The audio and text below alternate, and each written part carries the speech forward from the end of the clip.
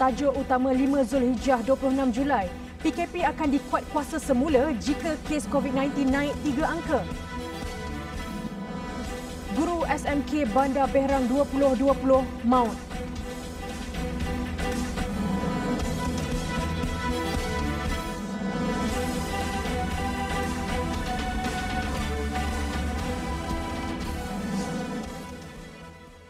Bismillahirrahmanirrahim. Assalamualaikum warahmatullahi wabarakatuh. Berita Al-Hijrah malam ini bersama saya, Fazida Mustafa. 24 pendatang asing tanpa izin parti dipercayai etnik Rohingya dikhawatiri lemas di perairan barat Pulau Langkawi. Menurut Pengarah Maritim Negeri Kedah dan Perlis, Laksmana Pertama Maritim Muhammad Zawawi Abdullah, Maritim Rescue Subcoordinator MRSC Langkawi telah mengatur gerak sebuah aset bot pelindung 2 ke lokasi kejadian sejurus menerima laporan daripada pihak polis pada jam 10.30 malam tadi mengenai kejadian tersebut. Berdasarkan maklumat pihak polis, dipercayai pengadu yang juga salah seorang parti telah terjun dari sebuah bot bersama 24 orang yang lain dan hanya dia yang terselamat berenang ke daratan. Pengadu yang bernama Nur Hussain berumur 27 tahun telah ditahan oleh pihak polis untuk siasatan lanjut. Operasi pencarian melibatkan 2 buah aset laut dan sebuah aset udara milik maritim iaitu kapal KM Gagah, bot pelindung 2 dan pesawat AW139 yang merangkumi sektor carian seluas 109 batu nautika persegi barat perairan Pulau Langkawi. Jelas Muhammad Zawawi pihaknya telah menyalurkan maklumat kejadian kepada agensi penyelamat yang lain dan komuniti nelayan setempat dalam usaha mencari. Malah katanya pihak berkuasa Thailand turut dimaklumkan bagi membantu pencarian mangsa. Seorang guru kanan berusia 57 tahun maut manakala anaknya 16 tahun parah selepas kenderaan jenis Honda BRV dinaiki mereka merempuh sebuah lori tunda di kilometer 428 Lebuh Raya Pantai Timur 2 LPT2. Bagaimanapun, pemandu yang juga anak mangsa berusia 27 tahun hanya cedera ringan. Dalam kejadian kira-kira jam 7.45 pagi, mangsa Dr. Baniah Mustam yang bertugas di SMK Bandar Berhang 2020 Tanjung Malim meninggal dunia ketika dirawat di Hospital Sultanah Nur Zahirah HSNZ. Ketika kejadian, mereka bertiga dikatakan dalam perjalanan menuju ke arah Besut dari Tanjung Malim Perak. Namun setibanya di lokasi, kenderaan yang dipandu anaknya cuba memotong truk berkenaan namun gagal sebelum merempuh belakang lori berkenaan. Ia menyebabkan kereta berkenaan berpusing sebelum terbalik.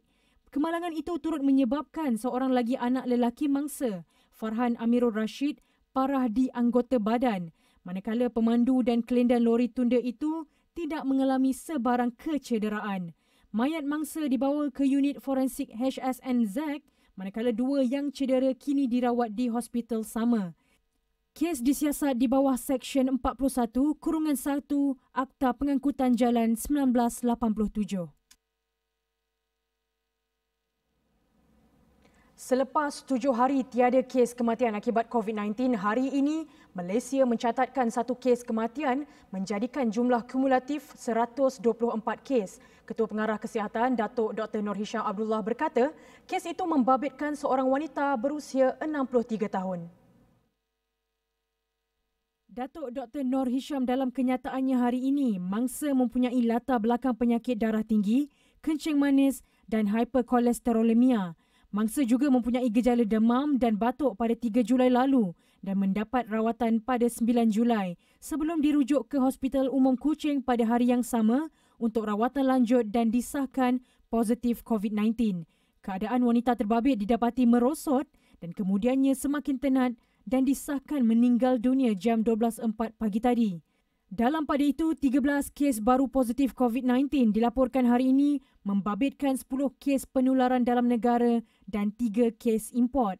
Sehingga kini ada 2 individu yang masih menerima rawatan di ICU dan seorang memerlukan bantuan pernafasan.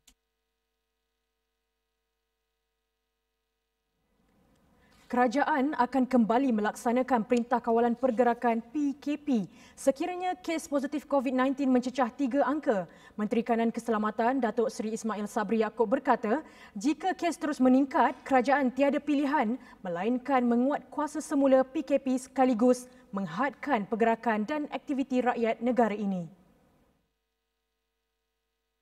Kita takut kalau dia terus tinggi, meningkat sampai 3 angka, kita terpaksa tutup semula. PKP akan dilaksanakan semula. Dan jika PKP dilaksanakan semula, tentulah yang sukarnya adalah kita sendiri. Tak boleh berniaga, tak boleh bekerja, duduk dalam rumah dan sebagainya. Jadi, sekarang ni 2 angka, alhamdulillah masih lagi, bukan alhamdulillah lah, tapi masih kita boleh tolerate lagi. Tapi kalau sampai 3 angka macam dulu, seperti mula-mula PKP diperkenalkan dan kita mungkin tiada pilihan. Akhirnya kita akan perkenalkan semula PKP dan kita lockdown, tutup semua pergerakan.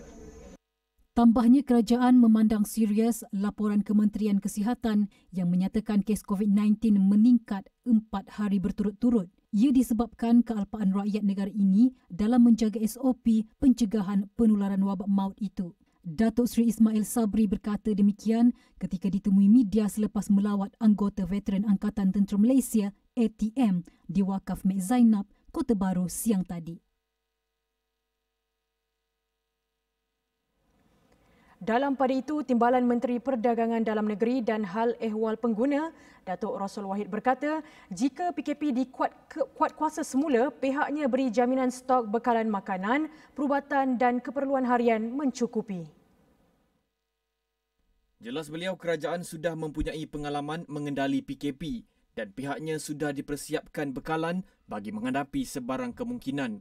KPDNHP juga bersedia menghentikan ekspor keperluan seperti pelitup muka dan sarung tangan bagi memenuhi keperluan dalam negara.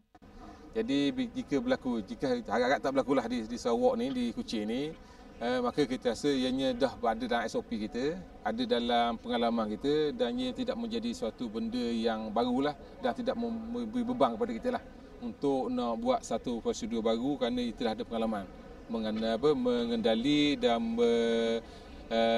handle isu COVID ni.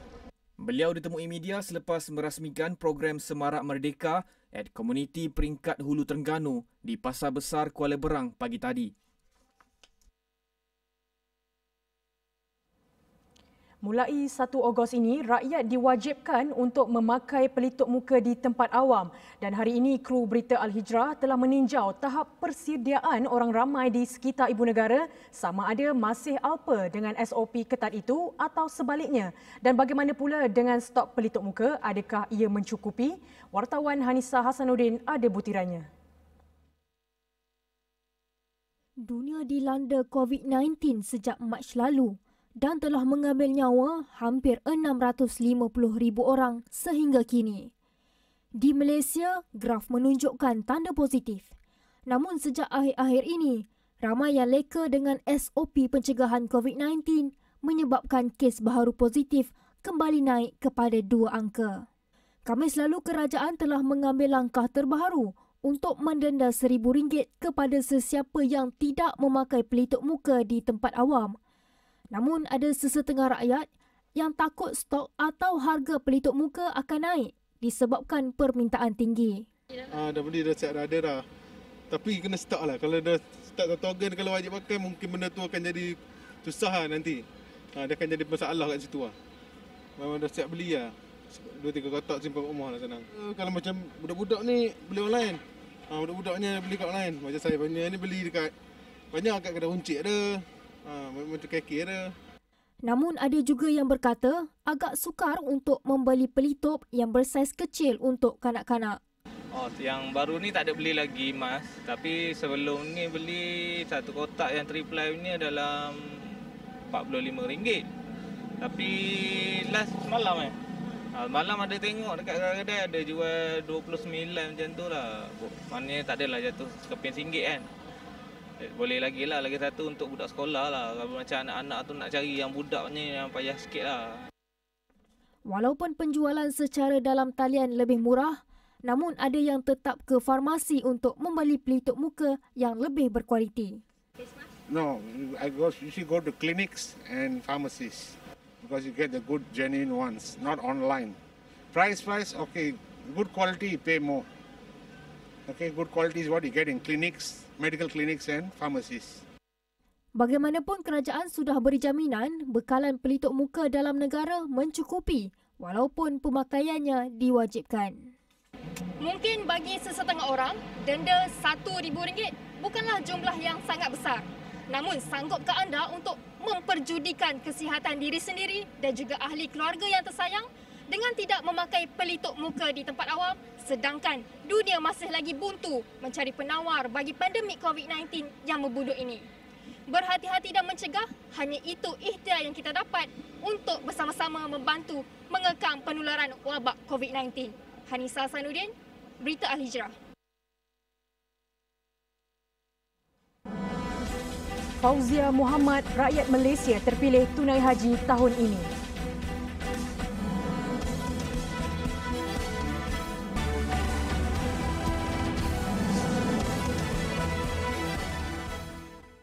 Alhamdulillah bertemu kembali. Warga negara Malaysia di Arab Saudi, Fauzia Muhammad, tidak menyangka permohonannya untuk menunaikan haji diluluskan ketika negara itu menghadkan bilangan jemaah ekoran penularan COVID-19 menjadi jemaah terpilih bagi musim 1441 Hijrah. Peluang itu dianggap hadiah paling berharga sempena ulang tahun kelahirannya pada 28 Julai. Fauzia, 38 tahun, menzahirkan kegembiraan itu ketika ditemu bual Kementerian Media Arab Saudi. Saat ini katanya amat dinanti-nantikan, memandangkan ini merupakan kali pertama beliau menunaikan rukun Islam kelima itu, malah menyifatkan ia peluang sekali seumur hidup. Fauzia antara 8 rakyat Malaysia yang terpilih, di mana mereka terdiri daripada pelajar dan pekerja di Jeddah, Madinah dan Riyadh. Arab Saudi menghadkan bilangan jemaah kepada 1,000 orang tahun ini, di mana 70% ialah penduduk ekspatriat manakala 30% terdiri daripada rakyat negara itu. Semalam, kumpulan pertama jemaah dari Qasim tiba di lapangan terbang antarabangsa King Abdul Aziz Jeddah. Berbeza seperti sebelum ini, mereka perlu mematuhi prosedur operasi standard SOP yang lebih ketat sebagaimana ditetapkan Kementerian Kesihatan Arab Saudi.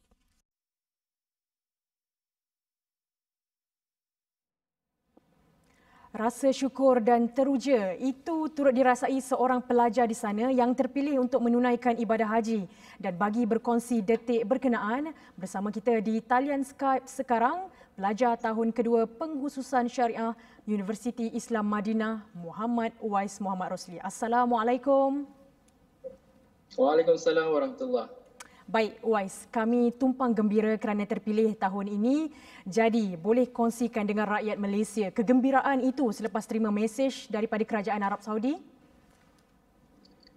Oh, masya-Allah. Alhamdulillah. Memang saya kata apa ni, bila dapat mesej tu, gembira tu bukan main lagi lah kata kan. Cumanya kalau boleh saya sebut, lebih kepada perasaan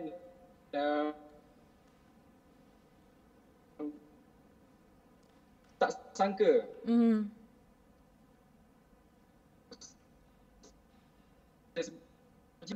Kita start apply bulan 7 dan result pertama keluar pada 12 hari bulan 7. Itu saya tak dapat lagi. Keputusan dia cakap saya kena reject lah. Saya tak dapat buat haji tahun ni. Cumanya kita dah kira macam dah move on lah kira kan. Kita dah anggap kita tak ada rezeki. Sedih lah juga kan kalau kita anggap tak ada rezeki. Jadi lepas 10 hari lepas tu kan, lepas 10 hari barulah keluar result yang kedua bagi tahun yang saya dapat. Jadi waktu ni pun kira macam kita rasa macam mungkin ada error daripada pihak kerajaan kan. Jadi saya pun 2-3 kali call juga dengan saya call dengan Kementerian Haji untuk confirmkan balik sebab saya memang tak percaya. Saya tanya kawan level semua kata ni macam bukan ni kan. Tapi rupanya Allah dah aturkanlah yang hadiah jadi saya tahun ni adalah haji itu sendiri. Alhamdulillah. Jadi result tu keluar 21 hari bulan 7. Hari jadi saya adalah pada 20 hari bulan 7 lah. Alhamdulillah. Okey, difahamkan Uwais memohon untuk menunaikan haji bersama isteri. Tetapi hanya Uwais yang terpilih. Bagaimana penerimaan isteri? Kalau ikutkan isteri tu memanglah sedih kan. Memanglah sedih tak dapat. Tapi sedih tu sebab tak dapat nak ada pengalaman haji bersama-sama lah. Sebab saya ini haji tahun ni haji pertama saya dan dia juga tak pernah buat haji. Jadi kami memang niat daripada dulu lagi untuk kata kita duduk sini sementara belajar dekat sini ni kita buat haji sama-sama. Kan? Cumanya bukan rezeki dia, saya pun dah call juga dengan Kementerian Haji untuk minta juga. Tapi memang dia tegaskan bahawa tahun ni memang tak ada campur tangan manusia. Maksudnya kalau kita minta macam mana pun memang tak dapat lah. Dia memang menggunakan komputer lah untuk pilih siapa yang dapat haji tahun ni. Tapi nak kata sedih sangat tu, taklah macam jemaah Malaysia yang kalau datang sini 40 hari, 1 bulan kan. Jadi kalau kita sedia maklum lah, kalau rakyat dekat sini ni buat haji, hanya paling lama pun mungkin seminggu macam tu sahaja. So, jadi bagaimana pula dengan SOP yang ditetapkan oleh Kementerian Arab Saudi, khususnya dari segi kesihatan, mudah atau tidak untuk melakukan penjarakan sosial? SOP memang SOP yang kerajaan Arab Saudi tetapkan adalah kita anggap sangat strict lah, sangat ketat lah. 2 minggu sebelum haji kita diperintah untuk berkurung dulu di rumah dan kemudiannya semalam kita sampai di Mekah ni pun kita ada kuarantin dulu selama 4 hari barulah kita akan buat haji. Dan juga haji itu sendiri ada banyak SOP jugalah. Antara kalau boleh saya sebut yang banyak bawa perbezaan adalah kalau Kaabah sebelum ni kita ramai orang akan kerumun Kaabah tu, tapi tahun ni kita akan ada halangan, penghadang. Kira macam tak ada orang boleh sentuh Kaabah, tak ada orang boleh sentuh Hajarul Aswad lah. Dan juga kita sambil tawaf pun kita ada penjarakan sosial juga. So kita ada had 1.5 meter lah. Termasuk juga bila kita di Arafah, Mina dan sebagainya. Baik, itu dia tadi penuntut tahun kedua jurusan syariah iaitu Muhammad Uwais Muhammad Rosli. Terima kasih kami ucapkan. Terima kasih. Mudah-mudahan Uwais dikurniakan haji yang mabrur insya-Allah. Amin, amin.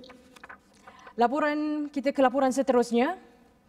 Ibadah korban tahun ini disambut seperti biasa namun perlu mematuhi prosedur operasi standard SOP seperti yang digariskan. Sebagai pelaksana korban di dalam dan luar negara, aspek itu amat dititikberatkan syarikat Izi Korban agar amanah berkenaan dapat dilaksanakan dengan sebaik mungkin. Bagi memastikan pematuhan SOP itu, Izi Korban akan berinteraksi secara langsung bersama wakil-wakil mereka di dalam dan luar negara. Kita memperkenalkan satu SOP baru yang kita namakan SOPP. Dia SOP yang diperketatkan bagi musim ni. Okey, insya-Allah pemantauan kita terpaksa membuat pemantauan jarak jauh secara lebih dekat kepada semua wakil yang pelaksanaan. Mereka akan memberikan laporan live feed secara langsung kepada kami di syarikat bagi memastikan setiap ibadah itu dijalankan dan disempurnakan dengan baik. Dan juga kita juga ada sembilan dalam negara. Mereka juga turut bekerjasama dengan pelbagai organisasi bukan kerajaan NGO dan Jabatan Agama Islam di 35 negara terlibat bagi memantau proses penyembelihan mengikut SOP di kawasan masing-masing. Izi Korban menawarkan penikmatan ibadah kurban dengan harga berpatutan iaitu RM290 untuk satu bahagian, RM2,030 bagi seekor lembu dan RM580 untuk seekor kambing. Kepada yang berminat untuk melaksanakan ibadah korban bersama Izi Korban, pendaftaran boleh dibuat secara atas talian atau kunjungi pejabat Izi Korban yang dibuka setiap hari dari jam 8 pagi hingga 12 malam. Untuk maklumat lanjut, hubungi talian tertera.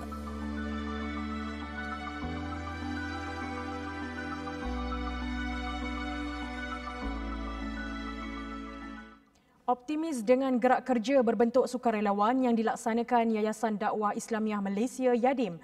Agensi itu disaran untuk menubuhkan pasukan seumpama itu di wilayah Persekutuan Labuan. Menteri di Jabatan Perdana Menteri Datuk Dr. Zulkifli Muhammad Al-Bakri berkata, saranan itu bertujuan memudahkan pelaksanaan pelbagai program khidmat masyarakat yang dianjurkan Yadim, antaranya program cuci-cuci masjid. Program ini terdahulu dirasmikan Dr. Zulkifli Muhammad Al-Bakri dalam kunjungannya ke Labuan.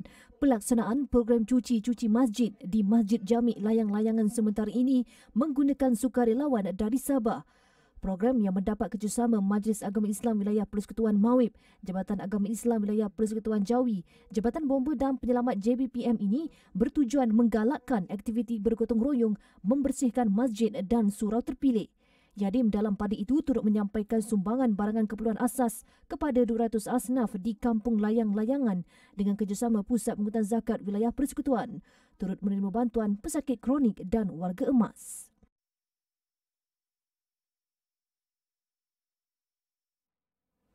Makanan tambahan berasaskan bahan semula jadi semakin mendapat tempat dalam kalangan masyarakat tempatan. Salah satu daripadanya ialah peria kata yang kaya dengan khasiat tersendiri. Kelebihan yang terdapat pada tumbuhan itu mendorong syarikat Fatman Marketing and Distributor menghasilkan produk yang dijamin selamat. Makanan tambahan itu didatangkan dalam bentuk kapsul dan mengandungi ekstrak peria kata. Ia menjalani proses yang teliti bermula dari pemilihan buah sehinggalah tahap pemprosesannya. Kelainan yang ada dekat produk saya ni, kalau kita tengok dari segi buah yang kita guna, pokok peria yang ditanam ni menggunakan kaedah fertigasi yang tiada bahan kimia dan dia ambil buah-buah yang segar yang diproses melalui kilang yang ada GMP NPRM Malaysia, dan kita guna kapsul untuk jadikan kapsul ni, kapsul 13 minit boleh dihadamkan dalam badan manusia. Jadi dia memang bagus untuk kesihatan kita semualah. Kilang penghasilan kapsul ekstrak peria kata Fatman turut mendapat pengiktirafan Amalan Perkhidmatan Bayi GMP dan Bahagian Regulatori Farmasi Negara MPRE. Nutrisi yang terkandung di dalamnya sesuai diamalkan pelbagai peringkat umur, malah baik untuk kesihatan dan kecergasan. Setakat ini, kapsul ekstrak peria kata Fatman telah terjual sebanyak 300,000 unit dan dinikmati 95,000 pengguna. Bagi promosi sehingga hujung tahun ini, pengguna bakal menikmati voucher RM50 bagi pembelian kedua produk. Fatman Marketing turut menawarkan peluang untuk menjana pendapatan kepada mereka yang berminat. Untuk maklumat lanjut, layari laman Facebook Fatman atau hubungi talian 01977620070 atau WhatsApp di nombor 0148272070.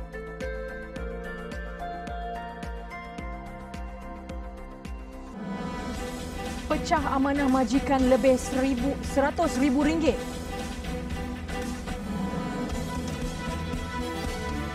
Seorang peniaga bukan sahaja ditahan polis atas kesalahan memandu di bawah pengaruh alkohol, malah turut mengakibatkan kemalangan dengan sebuah kereta lain di Port Dickson semalam. Lelaki berusia 34 tahun itu kini direman selama 3 hari sehingga Selasa depan bagi siasatan lanjut mengikut Seksyen 45A Akta Pengangkutan Jalan APJ 1987.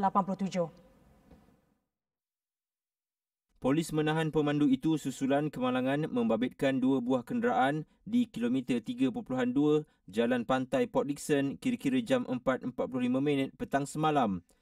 Kemalangan berpunca apabila kereta suspek jenis BMW dari arah Teluk Kemang ke Lukut telah bergesel dengan sebuah kereta jenis Honda dari arah yang sama. Namun tiada kecederaan dilaporkan. Ketika siasatan dilakukan ke atas kedua-dua pemandu di lokasi kemalangan, polis mendapati suspek dipercayai di bawah pengaruh alkohol berdasarkan bau mulut. Suspek kemudian dibawa ke Balai Trafik Port Dickson bagi ujian saringan nafas. Hasil ujian tersebut mendapati bacaan menunjukkan terdapat lebihan alkohol dalam darah.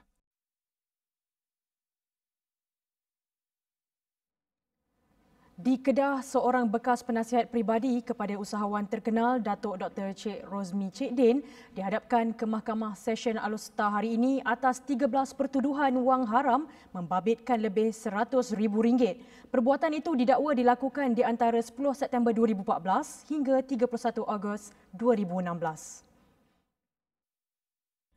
Abdullah Sani Ismail, 65, bagaimanapun mengaku tidak bersalah di hadapan Hakim Juraidah Abbas. Mengikut semua pertuduhan, Abdullah Sani didakwa telah menggunakan 2 akaun milik syarikat AS Utama Consultant dan akaun milik peribadinya sebagai peralatan pengubahan wang haram yang merupakan hasil daripada aktiviti haram. Abdullah Sani didakwa melakukan perbuatan tersebut masing-masing di CIMB Bank Berhad dan Hong Leong. Dia didakwa mengikut Seksyen 4-1-B Akta Pencegahan Pengubahan Wang Haram, Pencegahan Pembiayaan Keganasan dan hasil daripada aktiviti haram 2001. Jika sabit kesalahan, dia boleh dipenjara maksimum 15 tahun dan denda tidak kurang 5 kali ganda jumlah atau nilai suapan. Abdullah yang diwakili Peguam Bela, Badrul Hisham Abdullah memohon jaminan RM30,000 dikurangkan atas alasan tertuduh tidak bekerja selain masih menjalani penjara di penjara Kemunting, Perak atas kesalahan pecah amanah tahun lalu. Badrul Hisham memaklumkan isteri tertuduh juga tidak bekerja, malah Abdullah telah memberikan kerjasama baik kepada polis dan mahkamah atas pendakwaan kes sebelum ini. Kes disebut semula 30 Ogos depan. Singapura dan Malaysia telah mencapai kesepakatan dan memuktamadkan prosedur operasi standard SOP bagi dua kategori yang akan dibenarkan merentasi sempadan. Ia membabitkan laluan hijau timbal balik RCL dan pengaturan ulang balik berkala PCA yang dijadualkan bermula 10 Ogos depan. Menteri Luar Negeri Datuk Seri Syamuddin Tun Hussein berkata SOP itu akan dikeluarkan dalam masa terdekat. Kalau ikut saya kalau boleh kita nak buka aja borders besok. Tetapi mungkin lusa kita kena tutup balik borders kita. Ini yang kita tak nak. Sebab akhirnya kita boleh buat keputusan.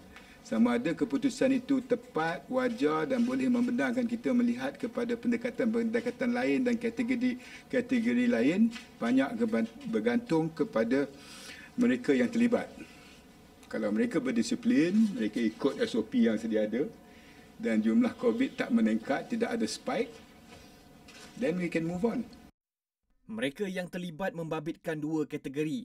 Pertama, golongan ahli perniagaan dan mereka yang berurusan antara negara. Manakala kategori kedua ialah rakyat Malaysia yang berada di Singapura serta rakyat Singapura yang berada di Malaysia yang dihadkan hanya 2,000 orang sehari. Pembukaan sempadan kepada kategori ketiga dan keempat bergantung kepada tahap disiplin dan pematuhan SOP kategori 1 dan 2. Beliau berkata demikian selepas membuat pertemuan secara fizikal buat pertama kali dengan rakan sejawatnya di Singapura, Dr. Vivian Balakrishnan. Pertemuan itu berlangsung di Garisan Kuning, sempadan antara kedua-dua negara di Tambak Johor. 5 tuntutan dikemukakan kepada pihak kerajaan untuk dilaksanakan bagi membantu penjawat awam seluruh negara. Presiden Kongres Kesatuan Pekerja-Pekerja dalam Perkhidmatan Awam QPEX, Adnan Mat berkata, antara tuntutan tersebut ialah pemendekan tempoh kenaikan pangkat dan tambahan allowance kepada penjawat awam di Sabah dan Sarawak. Pemendekan kenaikan pangkat time base kali kedua dikurangkan dari 13 tahun kepada 10 tahun. Justru itu Kongres sebentar tadi telah membahaskannya dan memohon kepada kerajaan untuk diberi top up ataupun diberi penambahan pendapatan tambahan RM50 untuk penjawat awam Sabah dan Sarawak. Tambahnya, 3 tuntutan lain ialah kenaikan gaji bersamaan satu kenaikan gaji tahunan KGT secara khas kepada semua penjawat awam yang diumumkan kerajaan pada 4 April 2018 lalu, penebusan awal gantian cuti rehat GCR sebanyak 75 hari untuk ganjaran wang tunai bagi perkhidmatan sekurang-kurangnya 15 tahun dan penambahan grade DG 56 bagi guru-guru kerajaan. Jelasnya perkara itu sebelum ini telah dipersetujui bersama kerajaan dan perlu dilaksanakan. Beliau berkata demikian pada sidang media selepas mesyuarat Majlis Kongres QPEX di Ibu Negara hari ini. Sekian berita Al-Hijrah. Terima kasih kerana menonton. Saya Fazidah Mustafa. Assalamualaikum warahmatullahi wabarakatuh.